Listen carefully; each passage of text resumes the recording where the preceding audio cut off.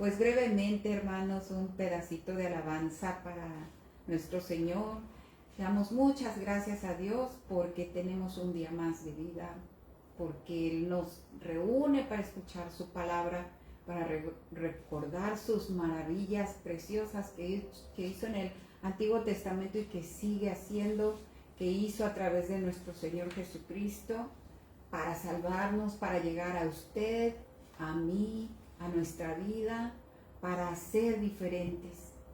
Hemos estado viendo esta unidad 1 acerca de Josué, ¿verdad? Pero estamos ahora con la lección que empieza con el capítulo 1 y 2 de Jueces, ¿sí? La lección 5, la pecaminosidad de Israel y la fidelidad de Dios. Yo creo que la mayoría de nosotros conocemos esta historia de Jueces y entendemos, ¿verdad?, que Dios nuestro Señor es grande y misericordioso y que Él nos da grandes oportunidades toda nuestra vida para estarle conociendo, para ir cambiando, ¿verdad?, que Él nos vaya moldeando, que el Espíritu Santo siga obrando en nosotros para que lleguemos a conocerlo perfectamente y actuar igual como Él quiere que nosotros lo hagamos, ¿verdad? Entonces, la meta de la enseñanza, mi esposo me va a hacer favor de leerla.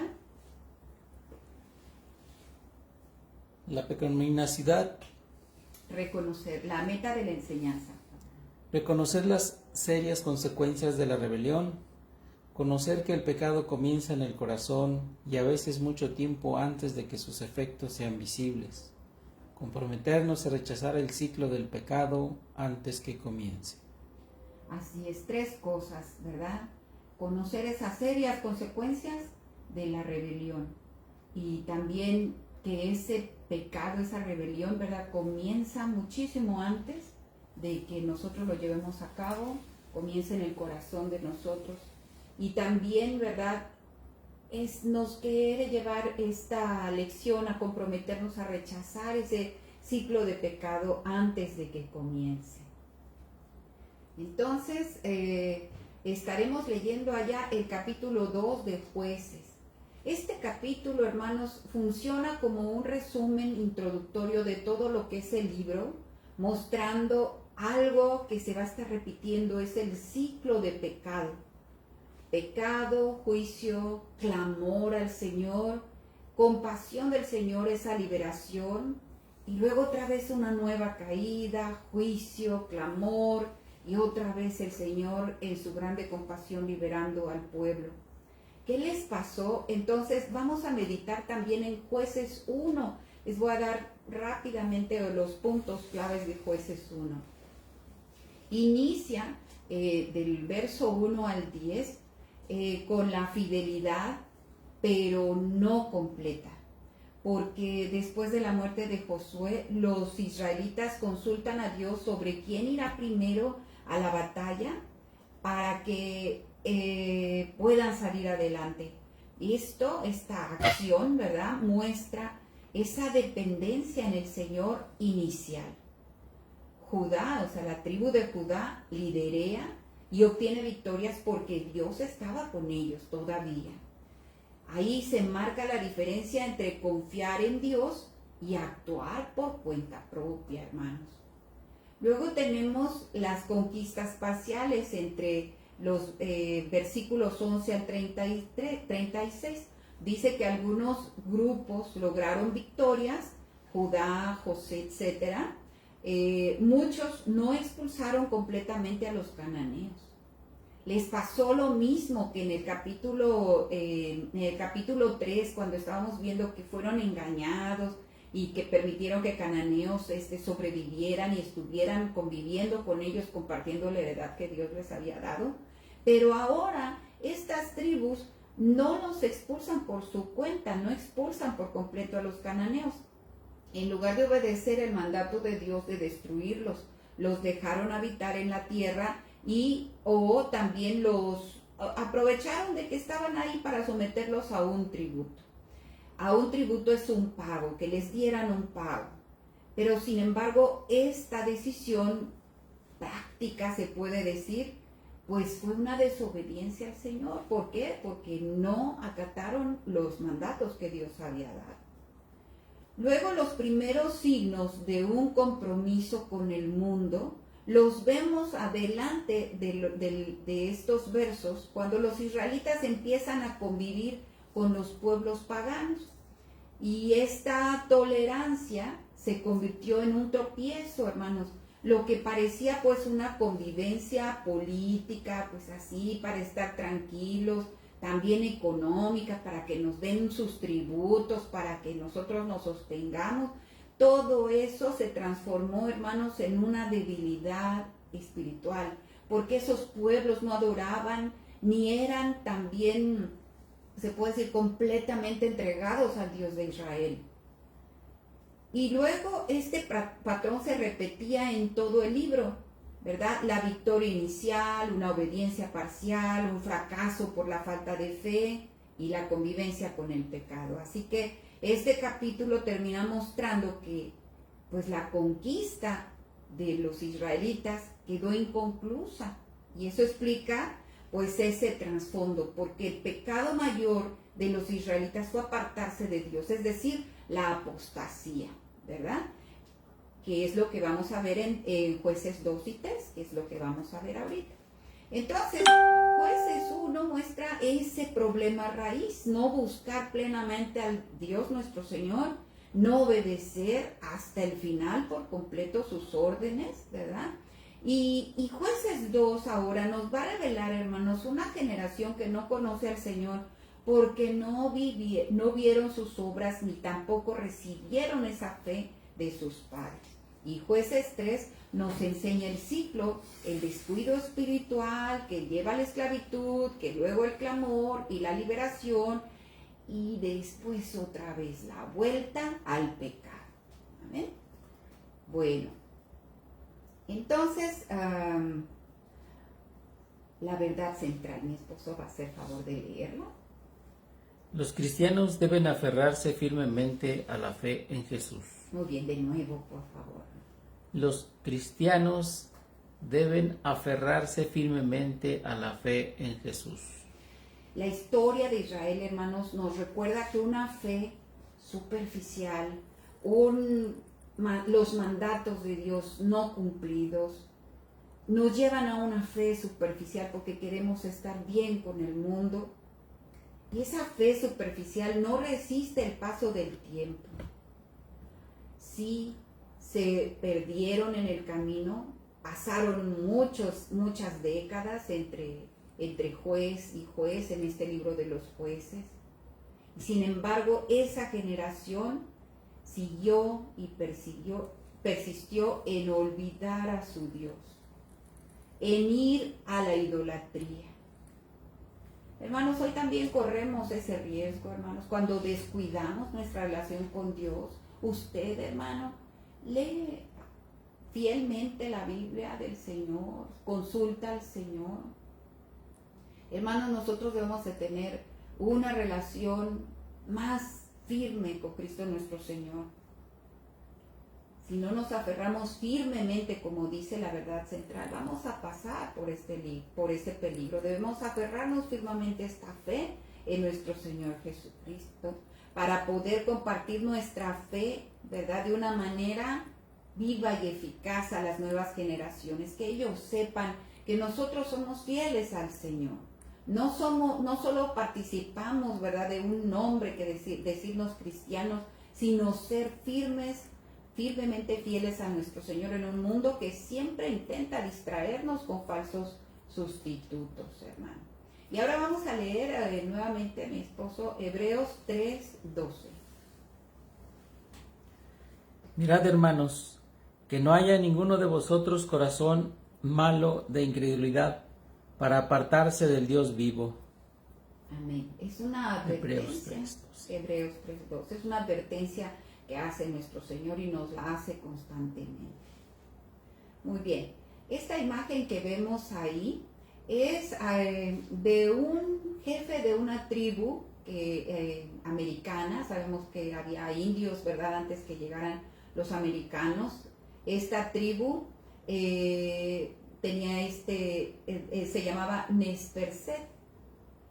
Y entonces este jefe en 1879 dijo estas palabras en ese lugar en donde estaban reunidos pues muchos gobernantes del gobierno pues de Estados Unidos.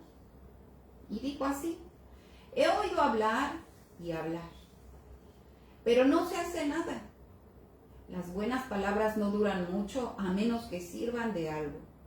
Estoy cansado de las palabras que no sirven de nada.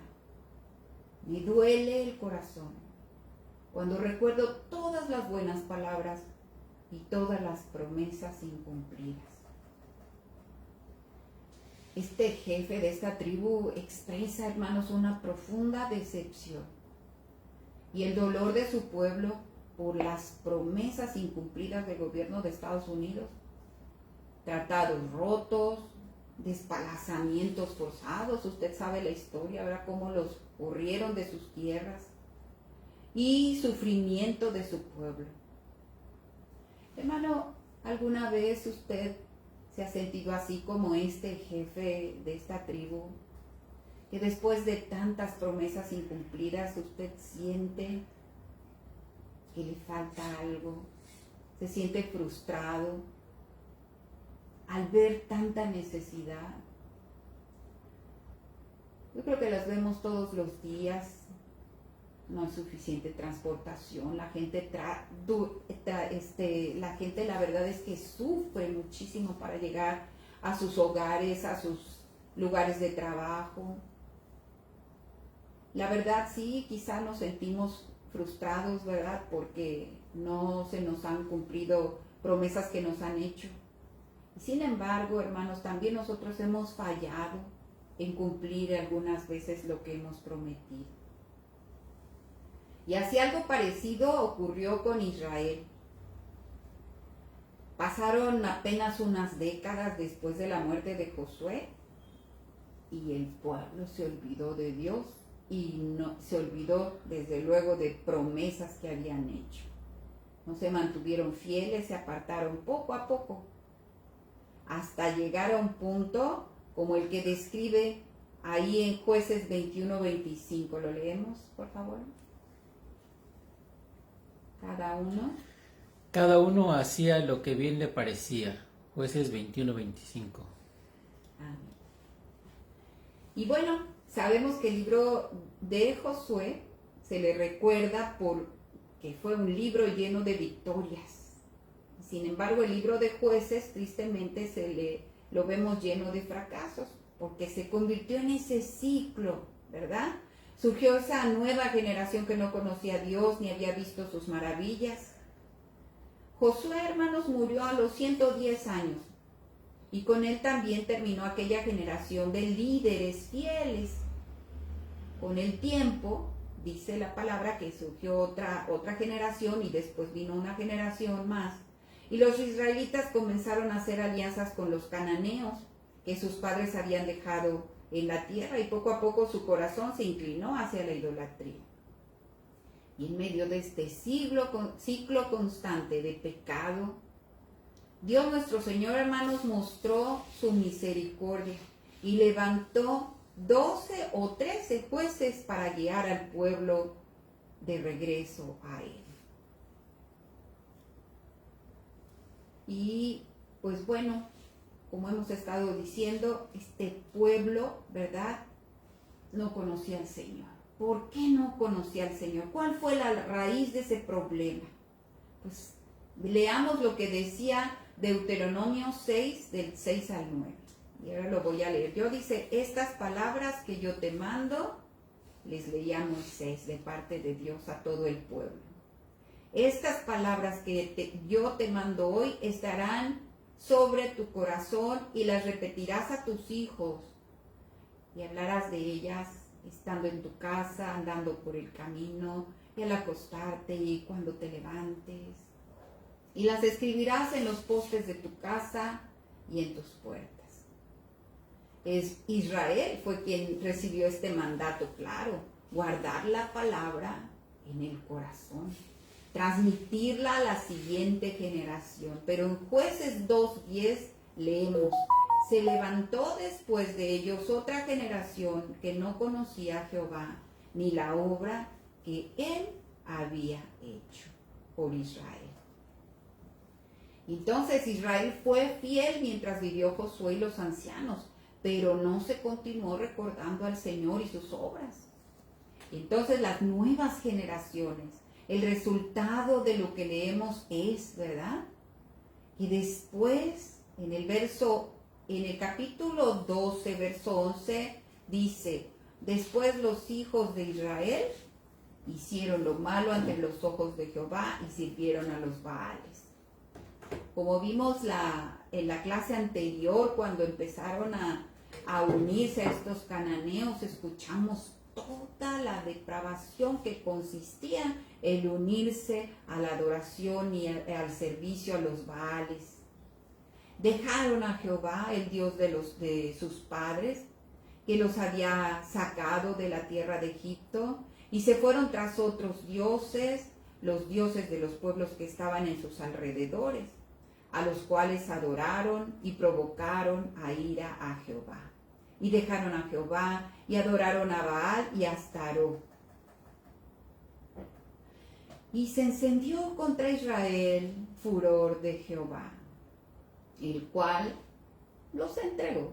Dijo: ok, no quieren seguirme, los entrego en manos de esos robadores que los despojaron, los vendió en manos de sus enemigos de alrededor, y no pudieron hacer frente a sus enemigos. Y el verso 15, hermanos, escúchelo: por donde quiera que salían, la mano de Jehová estaba contra ellos para mal, como Jehová había dicho, y como Jehová se lo había jurado, tuvieron gran aflicción. Y esto, hermanos, fue algo muy serio, porque ellos habían prometido fidelidad a Dios, pero rompieron sus promesas porque no les hablaron a sus hijos, a las nuevas generaciones de él. Y yo no justifico a esta nueva generación que no escuchó del Señor, porque estaba la palabra, estaban los libros, ellos podían consultar.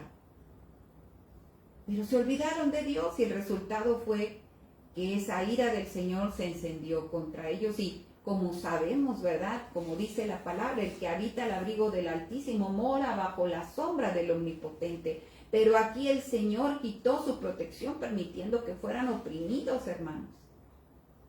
Por donde quiera que salían, la mano de Jehová estaba contra ellos para mal. Otra cosa que estuvo en su contra se describe, como decíamos en el capítulo 1, ¿verdad? Que Israel no había logrado expulsar a todo el pueblo pagano, estaba rodeado de idolatría todo a su alrededor, ¿verdad? Y esta desobediencia iba a provocar su caída. Algunas de las tribus obligaron a sus enemigos a realizar trabajos forzados en lugar de destruirlos, pero con el tiempo los israelitas cayeron embelesados y adoptaron las prácticas de adoración pagana, corrupción moral, sacrificio de niños y todo lo que vimos en la clase 3. Este pecado de Israel al unirse a los cananeos, hermanos, era cosa menor. Al servir a Baal y a Astarte y otros dioses, adoptaron esos ritos paganos, adoraban, participaban en prácticas sexuales, en templos de fertilidad, ¿verdad? ¿Por qué? Porque pues como adoraban a esos dioses para pedir por la fertilidad, hacían cosas aberrantes, hermanos. Ofrecían también, además de sus cuerpos, ofrecían animales, alimentos y en casos extremos hasta sacrificios de humanos, especialmente de niñitos, como lo hemos estado platicando ya varias veces. Entonces no solo rendía homenaje, sino que su desobediencia era abierta a Dios, con prácticas que él había prohibido, hermanos. Y a veces nos preguntamos, ¿verdad? Pero ¿cómo pudieron después de ver las maravillas de Dios nuestro Señor, ¿verdad? Sin embargo, todavía en el Nuevo Testamento, Pablo tiene que recordarle al pueblo corintio, huyan de la idolatría.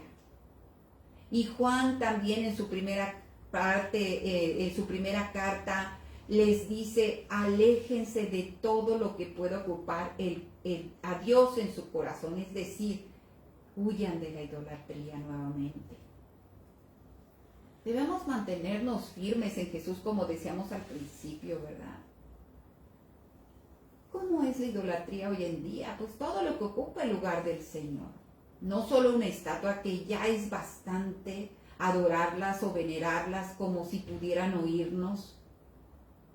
Las estatuas o los objetos de adoración, hermanos, son objeto muy grande. Es un pecado muy grande de idolatría, porque ocupan el lugar de Dios. Y Él nos mandó, no tendrás dioses delante de mí, ni te inclinarás ante ellos, no te harás imagen de lo que está en el cielo para adorarlo, ni de lo que hay en la tierra. Inclusive, hermanos, pueden ser las cosas que queremos venerar, a veces es el dinero y no nos damos cuenta, ¿verdad? O es el éxito, o es una imagen nuestra misma, el poder, la fama, las relaciones. A veces las relaciones ocupan más un lugar primordial, incluso ideas o religiones malentendidas. Y todo esto, hermanos, desplaza a Dios de nuestro corazón. Eso es idolatría, hermanos. Debemos negarnos a permitirlo en nuestro corazón. Amén. Ellos olvidaron la palabra de Dios y sufrieron las consecuencias. Hermanos, a veces nos pasa a nosotros lo mismo. Muchas veces olvidamos o no queremos oír el consejo de nuestros padres y nuestros abuelos. Inclusive, hermanos, como dicen por ahí, desoímos la historia de nuestros países, ¿verdad? Un pueblo que no recuerda su historia está condenado a repetirlo. Todos los errores de los cuales no hemos aprendido, estamos condenados a repetirlos. Lo más grave, hermanos, olvidamos lo que Dios nos dice en su palabra. Así como Israel, volvemos a caer en esos ciclos de error y de sufrimiento. Pero hablemos de la misericordia de Dios, ¿verdad? Él, en su grande amor, levanta jueces para ayudar. Este término jueces nos hace pensar en líderes que administran justicia, pero no solo eso, hermanos, en su papel iban mucho más allá. En la Biblia se le llama, eran salvadores, ¿verdad? Eran libertadores, eran defensores del pueblo, actuando tanto en lo político como en lo militar. Y vamos a estar hablando de varios jueces en este estudio. Entonces, en momentos críticos, Dios en su gran misericordia levanta a estos jueces. Entonces, hermanos, ellos son instrumentos de la misericordia y el poder para rescatar a su pueblo, ¿verdad? El ciclo de pecado, en Jueces 2, 14 al 19, se describe un ciclo que se repitió durante 400 años. El pueblo pecaba, se apartaba de Dios, Dios los entregaba en manos de sus enemigos, luego el pueblo clamaba en su dolor, ¿verdad? Y Dios levantaba un juez para libertarlos. Dios les daba paz en todo ese tiempo. Y sin embargo, el juez moría y el pecado volvía. Y ese ciclo, ¿verdad? A veces, hermanos, también se repite en nuestras vidas cuando no guardamos la palabra. Como dice Santiago, ¿verdad? 1:14. Cada uno es tentado cuando de su propia maldad, de su propia concupiscencia, es atraído y seducido. El problema, hermanos, está dentro de nuestro corazón, que se deja arrastrar una y otra vez. La transmisión de la fe no completada, la memoria de las obras de Dios, es vital, hermanos. Nosotros debemos esforzarnos por transmitir la fe, porque cuando se olvida, ¿quién nos bendice? El corazón se inclina hacia la idolatría. Y empezamos con nosotros mismos. Yo, esto lo logré yo solo. Nos olvidamos que es Dios en su misericordia que nos ayuda, que nos da lo que necesitamos. Cada generación necesita conocer personalmente a Dios. No solo por escuchar historias del pasado, la enseñanza que no es transmitida para las nuevas generaciones con la misma intensidad, hermanos, claramente nos deja a la deriva.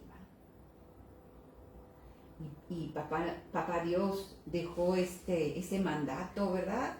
Tienes que hablar de mi ley, de mi palabra en tu casa, en el camino, al acostarte, al levantarte. Ofrecer esa enseñanza a tus hijos. Amén. La transmisión de la fe requiere que haya intención, esa intencionalidad. No basta con llevar a los niños a la iglesia.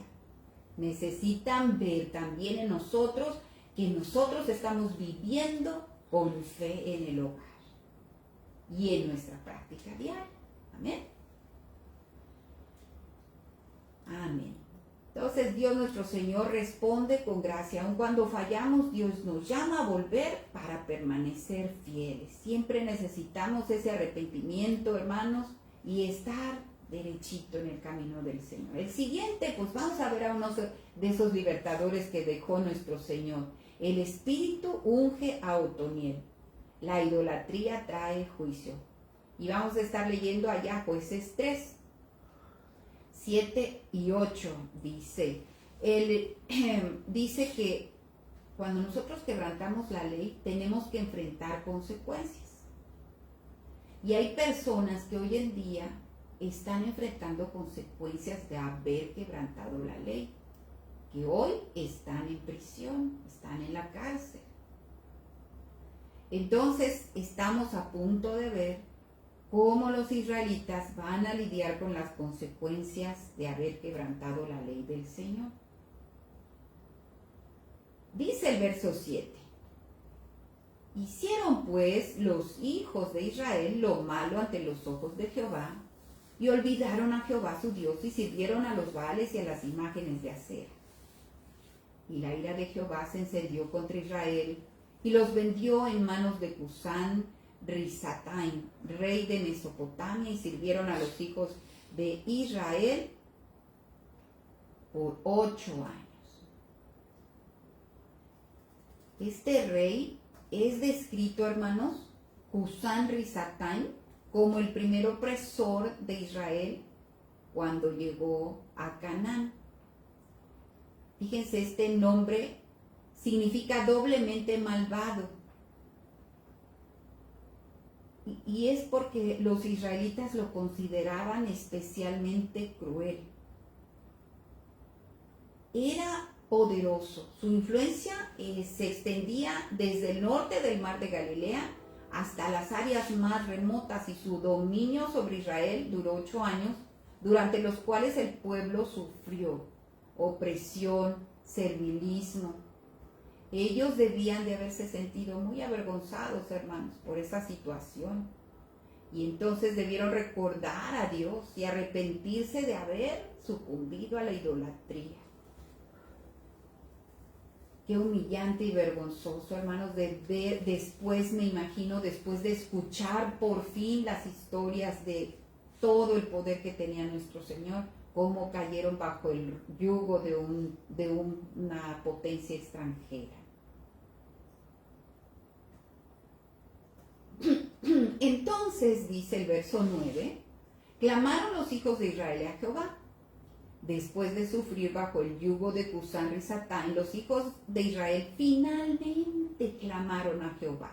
Reconocieron su necesidad de ayuda y su incapacidad para liberarse por sí mismos. Amén. Clamaron. Hermanos, y Dios nuestro Señor está atento a su clamor y está dispuesto a actuar. Nunca, hermanos, es demasiado tarde para clamar al Señor. Si ya ha pasado mucho tiempo que tenemos una opresión de alguna manera y no hemos orado efectivamente, nunca es tarde, hermanos, para clamar al Señor y ver su mano sobre nosotros. Una oración sincera, hermanos, es el primer paso para la restauración y la liberación, hermanos. Si estamos oprimidos por algún pecado, por algo, no es tarde en ningún momento para nosotros ser restaurados y liberados. Él va a permitir las consecuencias del pecado, ¿verdad? Para que el pueblo reconozca su necesidad, pero siempre está atento y dispuesto a responder. Nunca está ausente, hermanos, de nuestro sufrimiento. Aquí el estudio nos llama, ¿verdad?, a reflexionar en algo que también nos dice el apóstol Santiago acerca del pecado. Dice, ¿cuál es la situación de los israelitas? Dice, los israelitas comenzaron a inclinar, fíjense, a ser atraídos, ¿verdad?, por la adoración a esos ídolos. Y apenas empezaron a hacerlo, dice Santiago, el deseo se concibe, ¿verdad?, en el corazón, pero puede dar a luz al pecado. Antes se concibe en el corazón, pero puede dar a luz al pecado. Nosotros quizás, porque somos humanos, podemos caer, podemos ser tentados a la envidia, a lo mejor, ¿verdad?, vemos que las personas a nuestro alrededor tienen mejores cosas que nosotros, pero no sabemos qué es lo que están haciendo, nos enteramos, ¿verdad?, de algunas transitas que hacen por ahí y quizás estemos tentados a hacerlas. Luego dice que el pecado es consumado. Los hijos de Israel, ¿verdad?, adoraron a ídolos. Su adoración a esos ídolos se convierte ahora en una acción concreta de desobediencia. Se olvida la autoridad de Dios y se busca la seguridad o bendiciones en otro lado. Y eso fue lo que hizo el pueblo. Consumó ahora el pecado. Como dice Santiago, dio a luz al pecado. ¿Y cuál es la consecuencia? Pues el juicio. Y ahí vemos, ¿verdad?, cómo Dios entrega al pueblo en manos de sus enemigos. Hermano, el pecado trae consecuencias. Debemos de ser muy cuidadosos de no caer en el pecado. Porque el Señor quita su mano de protección de nosotros. Y entonces somos presa de lo que el ser humano es capaz de hacer. Opresión, esclavitud, muchísimas cosas que puede hacer el hombre. Y desde luego la pérdida de la bendición. Entonces, hermano, los cambios empiezan en el corazón. No se ven a veces desde afuera. Los deseos, hermanos, parecen inofensivos al principio y pueden justificarse. Sin embargo, al dar el paso, es entonces cuando nosotros vamos a tener que enfrentar las consecuencias y a veces pueden ser muy graves. Entonces, hermanos, debemos de meditar quién es la fuente de todo bien para el pueblo. Dios es nuestra fuente, ¿verdad? Decir que Dios es nuestra fuente, hermanos, significa que todo lo bueno en nuestra vida viene de Él. Paz, provisión, propósito, la fuerza para caminar, todo viene de Él. No importan las riquezas, no importan los logros, no importan los reconocimientos. Nuestra verdadera seguridad y nuestra verdadera satisfacción, hermanos, siempre debe estar en su amor y en su fidelidad. Él es fiel, ¿verdad? Si nosotros entendemos que nuestro Señor es fiel, ¿verdad?, entonces nosotros vamos a tener unas aspiraciones diferentes. Ya no vamos a estar buscando la aprobación del mundo. No, yo quiero que el que me apruebe sea mi Señor. Vamos a enfocarnos, hermanos, a vivir en su voluntad. Servir a otros como a Él le agrada. usar nuestros dones para que la gente le dé la gloria al Señor, ¿verdad? La medida de nuestra ambición deja de ser eso de que acumulamos, ¿verdad? Y para sentirnos acá poderosos. No. Lo más hermoso es que nosotros sintamos ese poder y esa alegría en el Dios que nos ama, ¿verdad? Y eso nos hace reflejar su carácter y su amor cada día. La parte 2 dice ahí la liberación por medio de Otonia. Al leer el libro de Jueces, pues tenemos que notar, ¿verdad? Pues que teníamos de que el Señor en su grande misericordia empieza a enviar a esos jueces, ¿verdad? Clamaron los hijos de Israel a Jehová. Sus corazones se volvieron al Señor y se alejaron de los ídolos de Canaán. Y el primer juez, Otoniel. Le voy a pedir a mi esposo que nos lea, por favor, el verso, capítulo 3, verso 9 al 11, si me hace favor.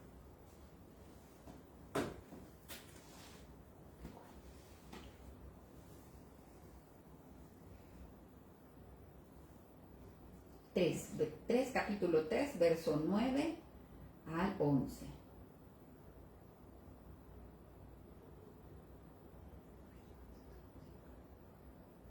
Entonces clamaron. Sí. Gracias. Entonces clamaron los hijos de Israel a Jehová, y Jehová levantó un libertador a los hijos de Israel y los libró. Esto es, a Otoniel, hijo de Cenaz, hermano menor de Caleb, y el espíritu de Jehová vino sobre él y juzgó a Israel, y salió a batalla, y Jehová entregó en sus manos a Cusán Risataim, rey de Siria, y prevaleció su mano contra Cusán Risataim, y reposó la tierra 40 años, y murió Otoniel, hijo de Cenaz. ¡Qué maravilla! ¿Cómo vemos la misericordia de Dios? Otoniel era sobrino de Caleb. ¿Se acuerda de Caleb, verdad? Conocido por su gran fidelidad y porque estuvo, ¿verdad?, entre los espías allá en Josué 15. Pero Otoniel, más importante aún, Dios, hermano, lo revistió con el poder del Espíritu Santo, como dice el verso 10. El Espíritu de Jehová vino sobre Otoniel. Y eso permitió que pudiera conquistar a ese rey cananeo malvado y a liberar a Israel de la opresión, ¿verdad? Ahora sí viene, ¿verdad?, la liberación a manos de este juez. La tierra tuvo descanso durante 40 años. Fíjense, él no era realmente israelita, dice la palabra que era ceneceo, pero que se había unido al pueblo por fe y demostró fidelidad al único Dios verdadero, porque se casó con la hija de Caleb, Acsa, mientras que muchos otros israelitas se casaban con mujeres cananeas adoptando prácticas ajenas. Entonces, hermanos, Otoniel representa a un juez ideal, honorable, fiel a Dios, actuando bajo el poder del Espíritu Santo. No todos los jueces van a ser así, ¿verdad? Pero este fue obediente y fue una gran bendición. ¿Qué tenía de especial Otoniel? No se nos dice que fuera un gran guerrero o un estratega sobresaliente. Lo que tenía era que el Espíritu de Jehová vino sobre él y juzgó a Israel y salió a la batalla. No fue extraordinario en sí mismo. Fue un hombre común, pero lleno del Espíritu de Dios. Sin embargo, él escuchó al Espíritu de Dios en su vida para ser obediente y para traer la paz a Israel por 40 años. La parte 3 nos dice, Ahora libera a Israel. Y ahora vamos a estar leyendo Josué 3:2 del 12 al 15. El pecado trae opresión. Después de esos 40 años de paz bajo Otoniel, ¿verdad? Estaban a punto de regresar a la primera fase del ciclo de la apostasía, o sea, la rebelión contra Dios. Y vamos a leer verso 12, por favor. ¿Volvieron los hijos de Israel? Ajá, perdón, estoy jueces, discúlpame. Fue mi error, discúlpame.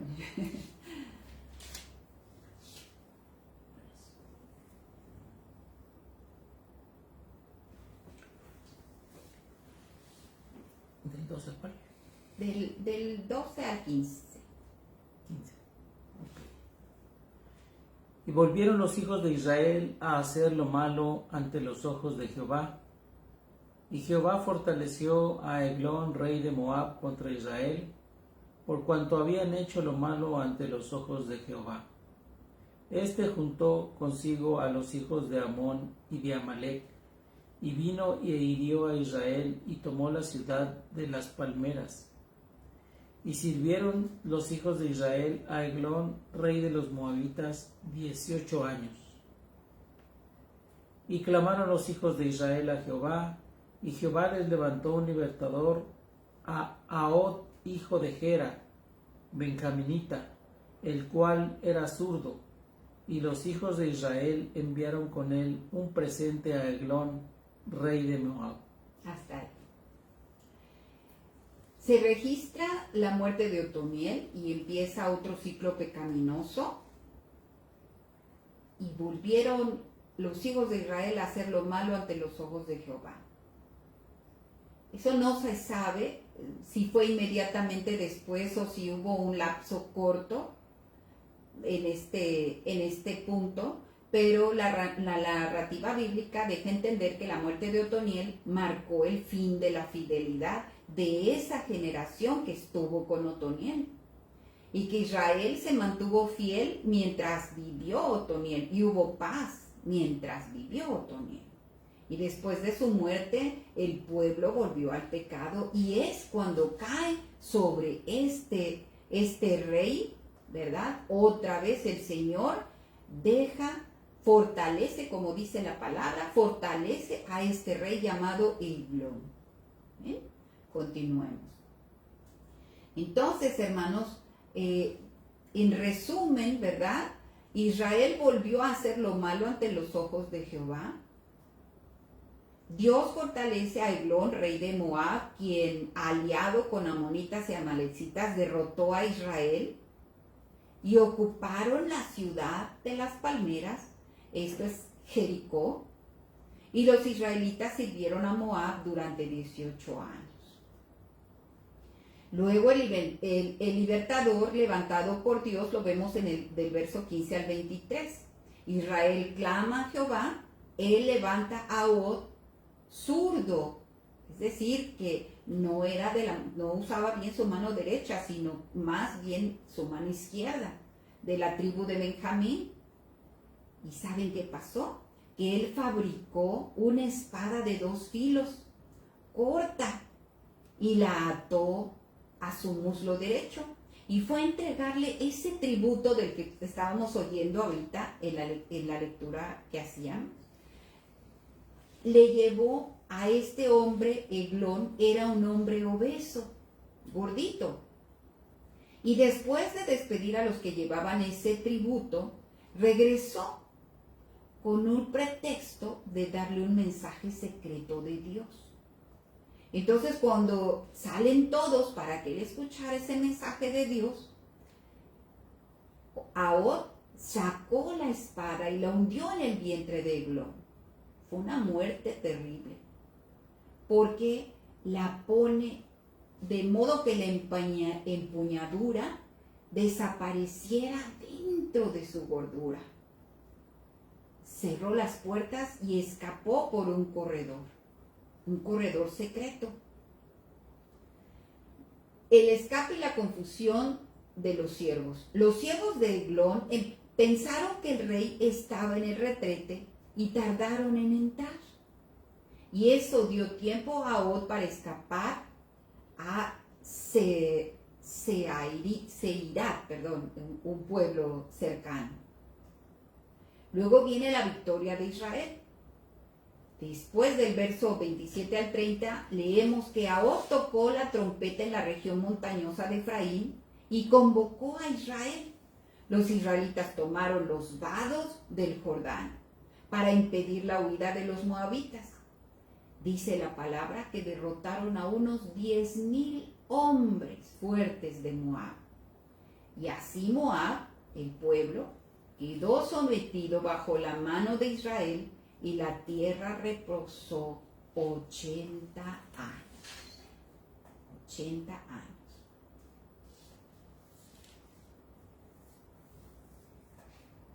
Amén. Bueno, pues esta es la historia, ¿verdad? Hermanos, hoy en día ya no necesitamos jueces, ¿verdad? Que nos rescaten. Este héroe, Ahod, pues era una persona de la que menos nosotros hubiéramos pensado, porque dice la palabra que él era zurdo.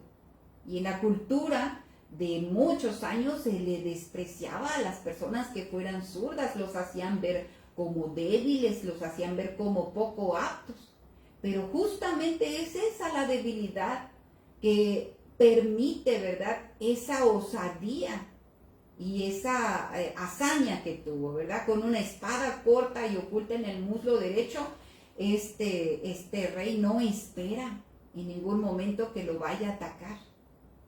Este recurso tan sencillo, hermanos, hizo que cayera este rey, ¿verdad? Y luego, ¿qué hizo? Llamó al pueblo a luchar, ¿verdad? Y Dios les dio la victoria. Y tuvieron paz. ¿Cuántos años, hermanos? 80, ¿verdad? Entonces, Ahod no era un héroe imponente. No tenía características de ser un gran guerrero, otra vez. Sino que fue un hombre que Dios levantó con poder para liberar a su pueblo. Bien, pues, ¿qué podemos aprender de los jueces? No repitamos el error de los jueces. El texto base del que tanto hemos hablado es que se levantó otra generación que no conocía a Jehová. Entonces el pueblo cayó una y otra vez porque no enseñó a sus hijos, hermanos, los caminos de Dios. Nosotros podemos evitarlo si vivimos y transmitimos nuestra fe cada día. Como decíamos hace un momento, ¿verdad? No es llevar a los niños a la iglesia, sino es vivir en casa la fe de la que nosotros nos gloriamos, ¿verdad?, de profesar. Esta fe que se puede transmitir por medio de las cosas que hacemos. Dice 5 acciones para no olvidar a Dios. Tome nota, hermanito. Todos los que estemos ahí, no sé cuántos estemos, pero vamos a tomar nota. Número 1. Enseña la palabra en casa, como decía Deuteronomio 6, ¿verdad? Repetirás estas palabras a tus hijos, habla de ellos en lo cotidiano, en todo lo que hagamos, en todo, cómo el Señor nos fortalece en cada evento de nuestra vida, ya sea para estudiar, ya sea para caminar, ya sea para ayudar, ya sea para lo que sea, es Dios nuestro Señor, es nuestra fuente. Número 2. Recuerda lo que Él ha hecho, como dice el Salmo 78:4. Contaremos a las generaciones venideras las alabanzas de Jehová. Nosotros, hermanos, debemos dar gracias al Señor y contar nuestros testimonios de todas las maravillas que el Señor ha hecho con nuestras vidas. Uy, si tuviéramos mucho tiempo, podríamos hablar de tantas cosas que el Señor ha hecho en nuestra vida, hermano. Número 3, ora antes de decidir. Ora antes de decidir. Enseña a depender del Señor en todo momento. Debemos enseñarnos y enseñar a nuestros hijos a depender del Señor en todo momento para su ayuda, para su consejo, para lo que necesitemos, ¿verdad? Número 4, participa en comunidad. Hermanos, la fe crece cuando la compartimos con los demás, cuando servimos con otros creyentes, nosotros debemos ser partícipes de nuestra iglesia. Y número 5, vive con coherencia. Así como decía el apóstol Pedro, sed santos porque yo soy santo. Nuestro ejemplo, hermanos, es la mejor enseñanza. Si nosotros hablamos de un Dios santo, no podemos ser tramposos, no podemos ser mentirosos, no podemos estar mostrando otra cosa si estamos hablando de que adoramos a un Dios santo.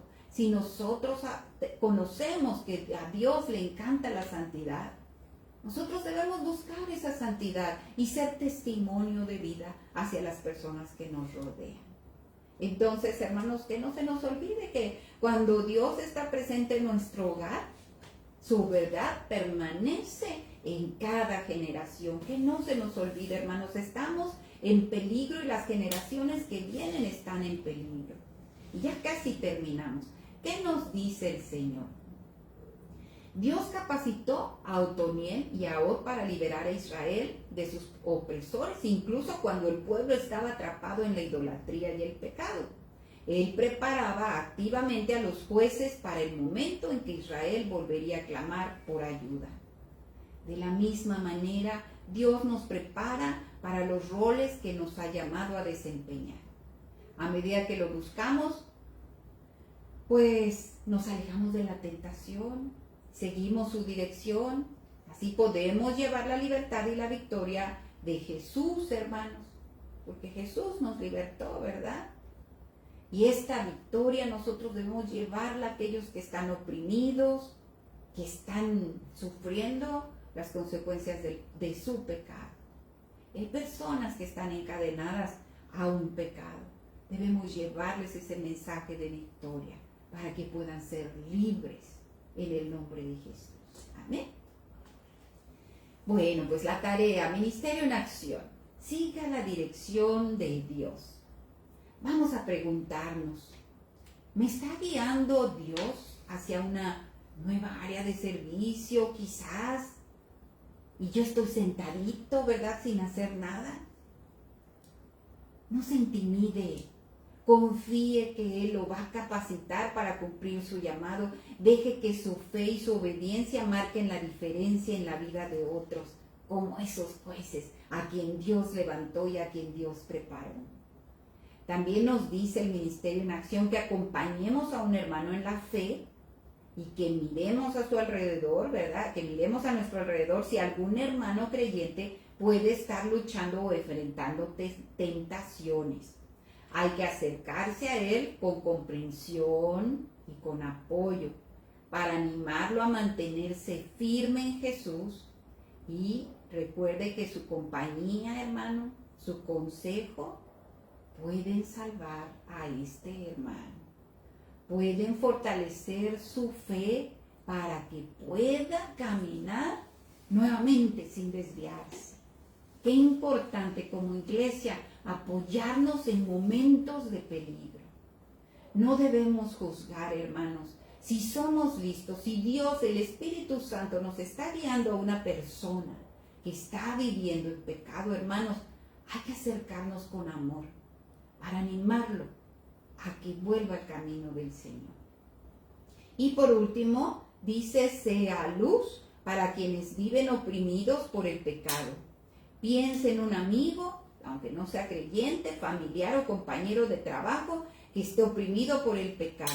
Y recuérdele con amor la libertad que ofrece nuestro Señor Jesucristo y preséntele el Evangelio de la salvación. Amén. Bueno, hermanos, pues por hoy es todo.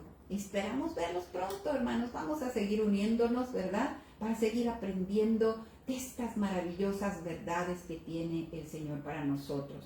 Les recuerdo que estas lecciones se pueden estar viendo durante solamente 30 días, si usted quiere y no alcanzó a tomar ciertas anotaciones, hermanos. A veces es bueno anotar para estar recordando todas las cosas que Dios quiere, para que nosotros aprendamos, ¿verdad? Para que nos volvamos llenos de conocimiento del Señor en su palabra y para caminar y bendecir a otros. Vamos a orar. Padre amado, te damos gracias, Señor, en esta hora por todo lo que nos has recordado, Señor bendito.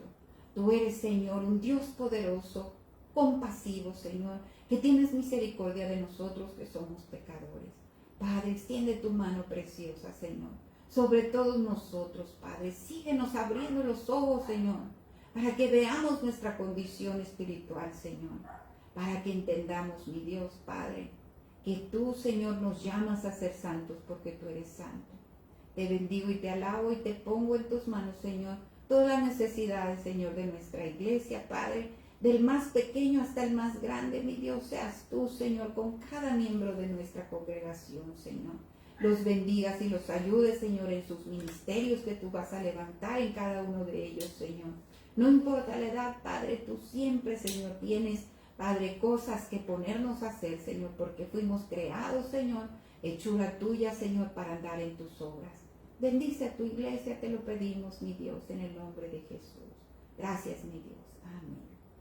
Y Dios le bendiga, hermano, y que pase una linda noche. Hasta luego.